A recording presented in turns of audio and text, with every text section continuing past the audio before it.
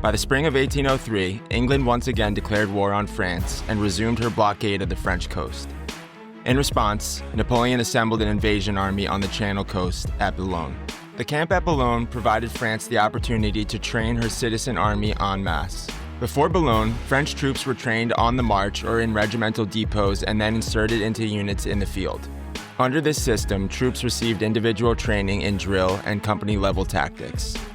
At the camp of Boulogne, soldiers were given intense refresher training in drill and company tactics, but more importantly, they also took part in bi-weekly division-level exercises as well as corps-level exercises on Sunday. Corps exercises stressed combined army tactics, bringing for the first time infantry, cavalry, and artillery into the battlefield to learn to fight as a flexible but cohesive unit. It was this cohesion and flexibility that Napoleon was to use to his utmost advantage in the years ahead. While the Grande Armée trained for the invasion of England, the Russians and English were themselves hard at work rebuilding a coalition to keep Napoleon occupied on the continent. Tsar Alexander of Russia, perceiving Napoleon as a threat to Russian power in Europe, approached Britain and Austria in hope of reviving the anti-French coalition that had collapsed in 1801.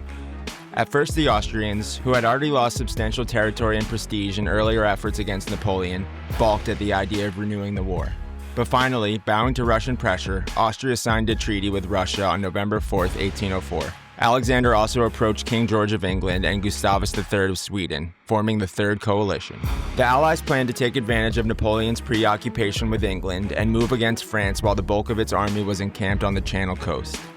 The first phase called for 100,000 Austrians under Archduke Charles to make the main effort against France in northern Italy, while 70,000 Austrians, nominally under the command of Archduke Ferdinand and General Mack, advanced into Bavaria.